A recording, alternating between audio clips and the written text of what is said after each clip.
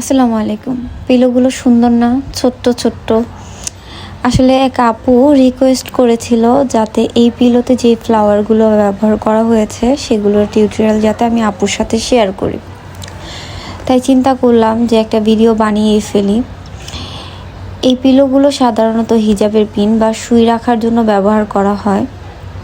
যেহেতু আমরা কাজ করি, হাতের কাজ করি, এর জন্য আমাদের এইগুলো একটু বেশিই দরকার। আচ্ছা, আপনারা কি এই পিলো বানানোর ফুল টিউটোরিয়াল দেখতে চান? যদি দেখতে চান তাহলে অবশ্যই কমেন্টে জানাবেন, আমি অবশ্যই এটার ফুল ভিডিও আপনাদের সাথে শেয়ার করব। আর এখানে আমি দুইটা কালার কম্বিনেশনে এটা করব, যদিও বা আমি শুধুমাত্র আজকে একটা কালার কম্বিনেশনের ফ্লাওয়ারগুলোই দেখিয়ে দিচ্ছি। এই ফ্লাওয়ারগুলো করাটা যেমন ইজি, নষ্ট হয়ে যাওয়াটাও ঠিক ততটাই ইজি। থাক, নষ্ট হওয়ার ভিডিও না হয় আরেকদিন দিব, আজকে শুধু বানানোর ভিডিওটাই দিই। তিন পাশে তিনটা স্টিচ দিয়ে গোল করে তারপরে এখানে যে জাস্ট একটার পর একটা গ্যাপ দিয়ে আমি শুধু সুতাগুলো পুশ করে যাব।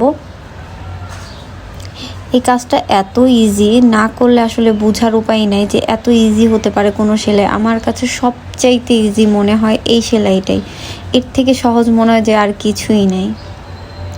যাই হোক, ভিডিও ভালো লাগলে লাইক করবেন, শেয়ার করবেন, আর এমন টিউটোরিয়াল ভিডিও চান কিনা সেগুলোও কমেন্টে জানাবেন।